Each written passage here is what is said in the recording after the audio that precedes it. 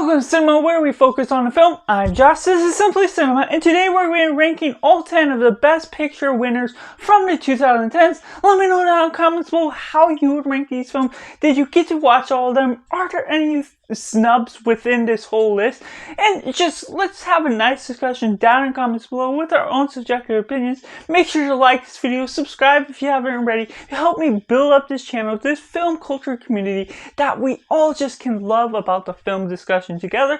But going right into it, at number 10 we have Argo. Now this is a great film directed by Ben Affleck. It has a slower pacing and just going into this narrative about the CIA operative that's just trying to save these 6 Americans that are shipped into this other country under the protection of this Canadian ambassador, and that's during an Iranian uprising based on a true story. And just the way they go about this narrative is really intriguing. It's almost really tense in different moments, and some of the drama is a bit heavy-handed and it's a bit lengthy for its own means, but that doesn't take away from the fact of how well it's told, the intricate details that's woven throughout to weave this film all together at the end of the day. But it isn't personally one that I tend to want to watch over and over. And coming in number 9 we have Moonlight. Now this is a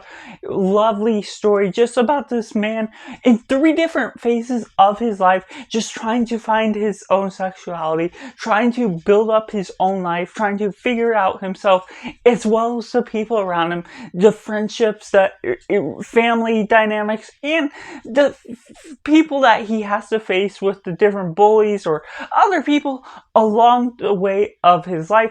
And just the way they build up that story, it's really well told.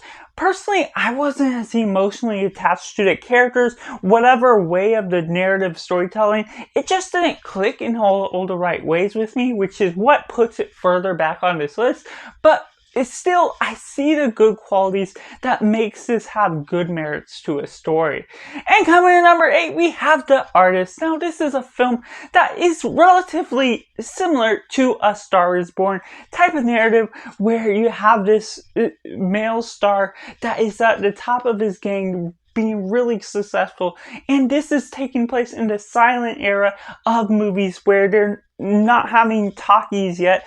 And so you have that guy, and then you have this girl that's going into trying to work her way into the film area, and just the way they transition into the talkies during that area away from the silent films, it throws that guy off and gets him into this trotta where he's not doing so well successfully.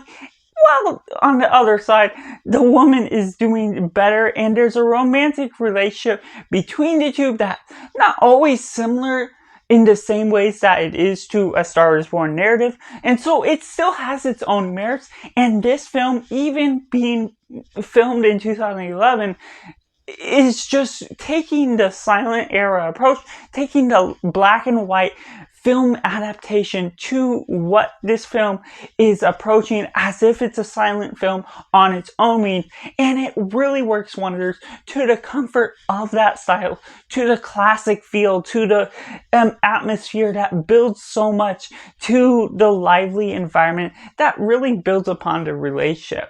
And coming in number 7 we have Spotlight. Now this is such an intricate one. I really love this picture about this newspaper that has this special section spotlighting these different things going on, and it highlights an important tale that needs to be told.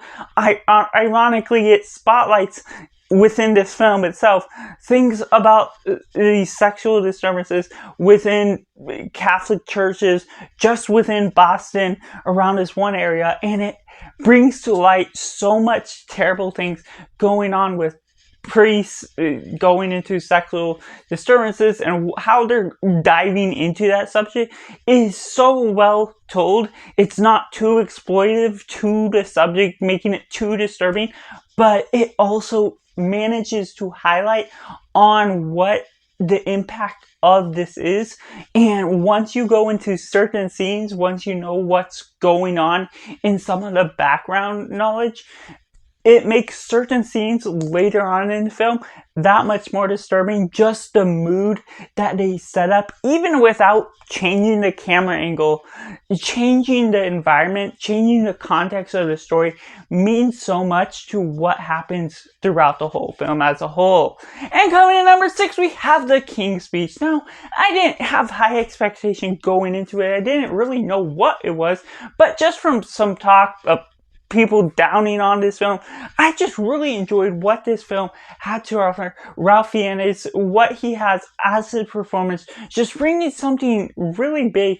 Just the son of this king that has a big stammer problem, can't really get himself to speak clearly, read off speeches, as he is sort of the next in line along after his brother, and what they have to do getting this voice coach and how they use untraditional means to get him past his stammer, or at least better himself to be more confident in his own means of speaking, and what that all has to do with this is part of a true story that just goes about this World War II era in such an interesting and inspiring way. Maybe because I'm also someone that is not the most outspoken when going into public crowds. I don't have a stammer, but still just being open to the environment and just being able to see the revelation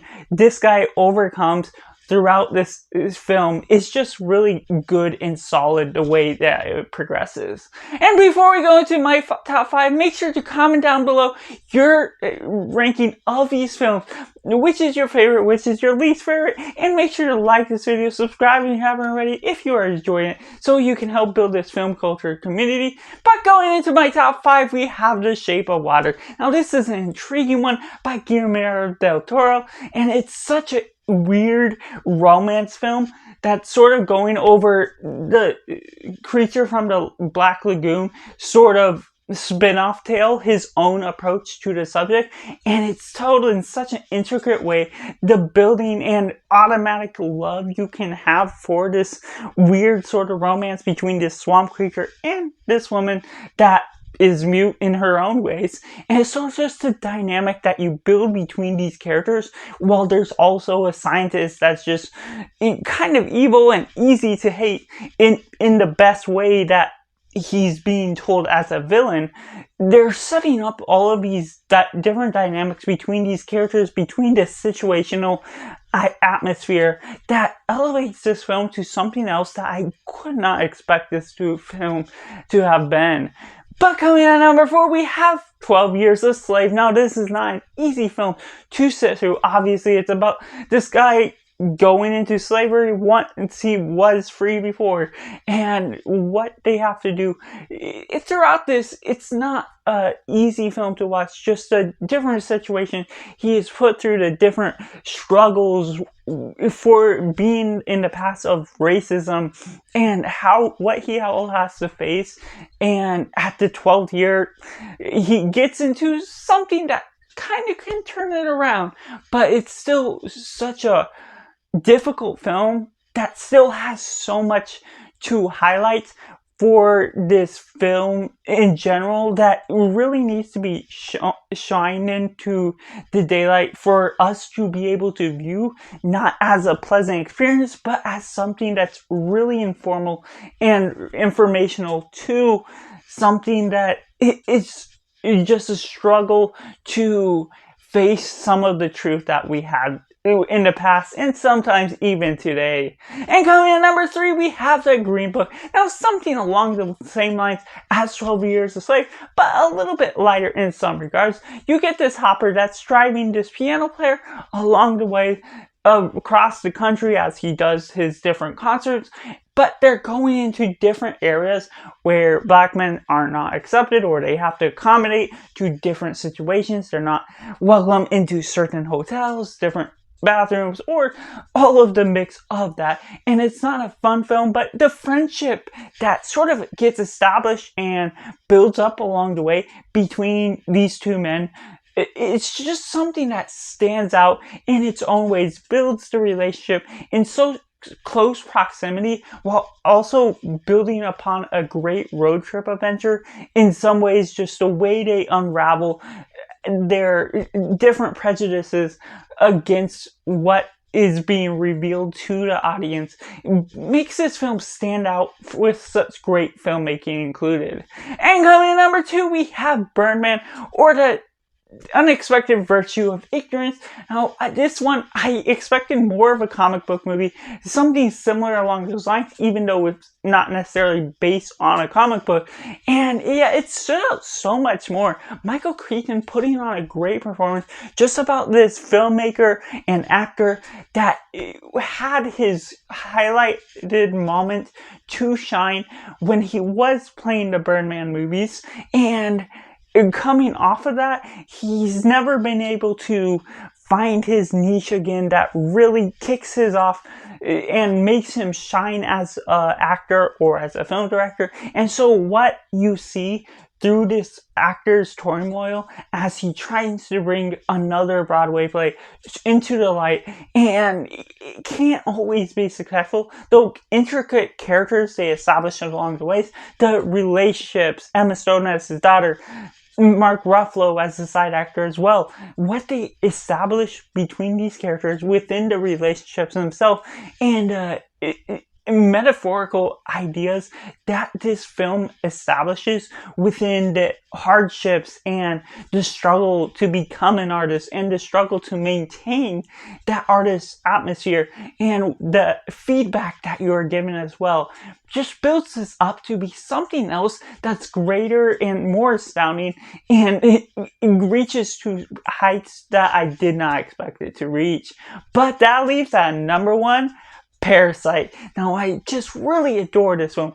The different levels of hierarchy, going over the ideas of social class in this sort of commentary type of way, but taking this lower class poor people and bringing it up, getting into a leverage that gets them to working for this rich house, and what they have to do to that.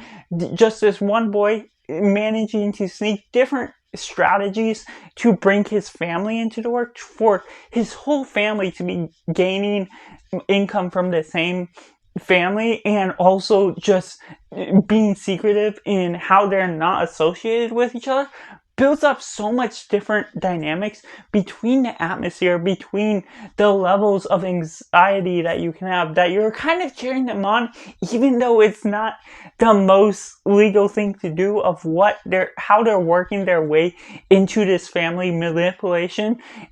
But there's so many different secrets along the way near the end of the film that establishes so much grounds to something else that's going in the background. And the second half of this film goes into something that's so much more like something you might see in a horror movie, and builds upon that in such a devious way that I would not expect, yet it speaks so much to the social commentary of these social classes and how they're intertwining in different ways, that leaves you on a note that is really hopeful and yet really established down to the great storytelling and great filmmaking that makes this the number 1 film of the 2010's Best Picture winners. So that's just my ranking of the winners. So let me know down in the comments below, what are your 2010's Best Picture winners? And I also have a ranking of the 2020 Best Picture winners I just put out yesterday, and I'll be having soon my top 10 Best Picture winners overall. So that's just all. Make sure to like this video, subscribe if you haven't already, to help you join this film culture community all together. Thank you for watching. Bye for now.